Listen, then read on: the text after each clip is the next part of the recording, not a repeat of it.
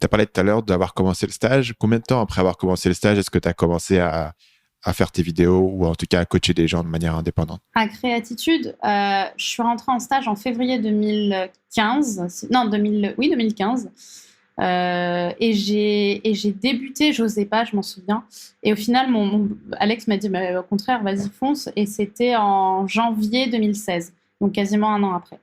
Donc, tu as commencé à faire des vidéos, à faire du coaching directement? Alors, le coaching, au début, pour moi, c'était vraiment... c'était pas du coaching haut de gamme comme aujourd'hui. C'était des micro-consultations, on va dire, que je faisais. Je me souviens, mon premier client m'avait payé 40 € de l'heure 30, parce que c'était un petit étudiant. Enfin, pour moi, j'avais vraiment aucune envie d'en faire mon business, en fait, à la base.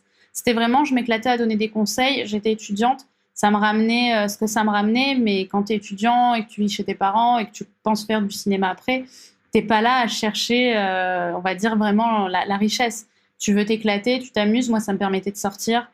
Quand je me faisais 400 €, on va dire, c'était super. Je travaillais pour Morning Kiss à côté, donc en tout, ça me faisait peut-être 700, 800, 1000 € par mois.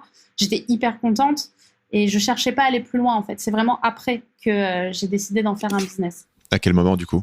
C'est quand j'ai fait un deuxième stage, du coup, pour valider ma troisième année de prod. Donc, finir mon école, j'ai fait un stage dans une boîte d'audiovisuel. Et en fait, j'ai adoré. Hein, j'ai adoré.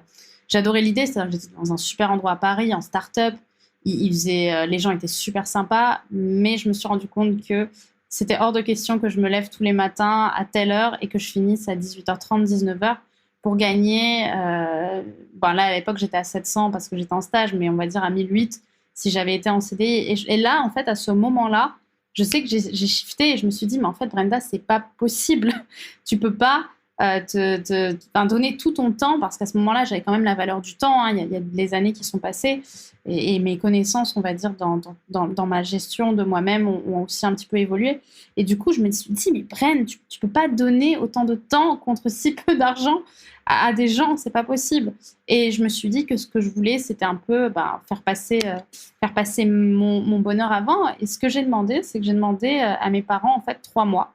Je venais de finir mes études, j'ai arrêté mon stage. Et je leur ai dit, écoutez, laissez-moi 3 mois. Laissez-moi 3 mois pour essayer de vivre de ma société.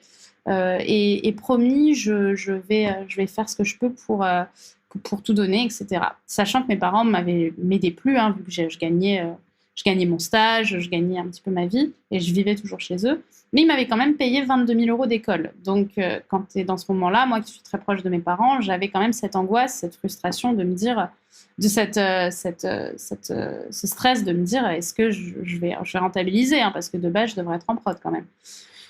Et ils m'ont quand même accepté. Et ça, c'est une décision sur laquelle j'en serais sûrement pas là aujourd'hui, puisque ils m'ont aidé, on va dire, pendant ces 3 mois. Et moi, pendant ces 3 mois, du coup, j'ai mis toutes mes économies, quasiment, pas toutes, mais quasiment, mais mes petits 2000 € d'économies dans ma création de mon site internet, dans quelques vidéos YouTube. J'ai créé mes offres de coaching qui commençaient à être un peu plus haut de gamme. On ne peut pas parler d'haut de gamme, mais un peu plus haut de gamme. Et les 3 mois sont passés, mon site était en ligne. Et là, je me souviens toujours, je me suis mis devant mon ordi et j'ai attendu que les ventes arrivent, tu vois.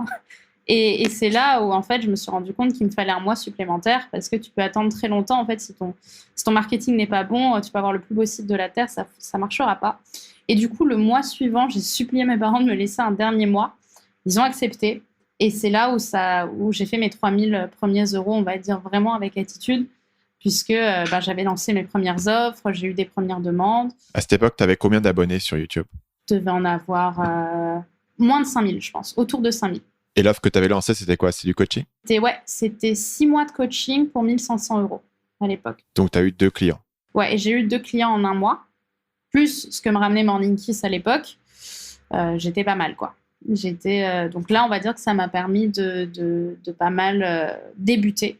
Et puis après, les choses ont fait que j'ai passé, on va dire, une année à peu près. J'ai lancé une formation aussi qui avait bien marché, où j'ai gagné, on va dire, autour de 3000, 2000, 3000, 4000 par mois, à peu près, si on mélange tous mes business, enfin, toutes mes factures, entre guillemets. Le coaching, Morning Kiss, attitude, les petites choses que je faisais aussi à côté. Donc, on va dire que je vivais bien. Mais c'est vraiment à partir de l'année de 2019 où vraiment j'ai lancé pleinement la bête, quoi. Salut, c'est Stan, j'espère que vous avez apprécié cet extrait du podcast Marketing Mania. Bien sûr, vous pouvez retrouver l'ensemble des épisodes du podcast, y compris les instructions sur comment vous abonner sur l'application Apple Podcast ou sur votre téléphone Android en vous rendant sur mon site à l'adresse marketingmania.fr/podcast. Je vous ai mis le lien dans la description de cette vidéo.